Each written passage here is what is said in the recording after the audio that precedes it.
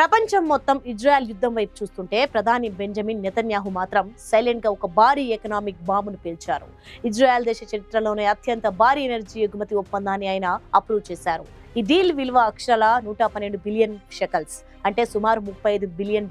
American energy giant Chevron Israel partners కలిసి వచ్చే 15 ఏళ్ల పాటు ఈజిప్ట్ కు సహజ వాయువును సరఫరా చేయబోతున్నాయి. ఈ ఒప్పందం ద్వారా వచ్చే ఆదాయంలో సగం కంటే ఎక్కువ, అంటే దాదాపు 58 బిలియన్ షెకల్స్ నేరుగా ఇజ్రాయెల్ ప్రభుత్వ ఖజానాలోకి చేరనున్నాయి. నెతన్యాహు స్వయంగా ఈ విషయాన్ని ప్రకటిస్తూ ఇది దేశ భద్రతకు, వ్యూహాత్మక ప్రయోజనాలకు అత్యంత కీలకమైన నిర్ణయమని స్పష్టం చేశారు. కేవలం ఆర్థిక పరంగానే కాకుండా దౌత్య పరంగా కూడా ఈ ఒప్పందం వెస్ట్ ఆసియాలో ఒక గేమ్ చేంజర్ గా మారబోతుంది. అయితే ఈ డీల్ వెనుక అమెరికా వైట్ హౌస్ చక్రం తిప్పడం అందరినీ ఆశ్చర్యానికి గురిచేస్తోంది. గాజా యుద్ధం మొదలైనప్పటి నుంచి ఇజ్రాయెల్ మధ్య దౌత్య సంబంధాలు పూర్తిగా దెబ్బతిన్నాయి. ఈ ఇద్దరు పొరుగు దేశాల మధ్య మళ్లీ స్నేహాన్ని చిగురింపజేయడమే టార్గెట్ గా అమెరికా ఈ మెగా డీల్ ను బ్రోకర్ చేసింది. జో బైడెన్ యంత్రాంగం Netanyahu, Egypt president Abdul Fattah al సిసిల మధ్య ఒక గ్రాండ్ సమ్మిట్ ను ప్లాన్ చేస్తోంది. యుద్ధం ప్రారంభమైన తర్వాత ఈ ఇద్దరు అగ్రనేతలు ఒక్కసారి కూడా నేరుగా మాట్లాడుకోలేదు. అందుకే ఈ $multi billion గ్యాస్ డీల్ ను ఒక ఇన్సెంటివ్ గా చూపిస్తూ వారిని చర్చల టేబుల్ దగ్గరికి తీసుకురావాలని అమెరికా భావిస్తోంది. కేవలం ఈజిప్ట్ తోనే కాకుండా భవిష్యత్తులో లెబనాన్, సిరియా, సౌదీ అరేబియా వంటి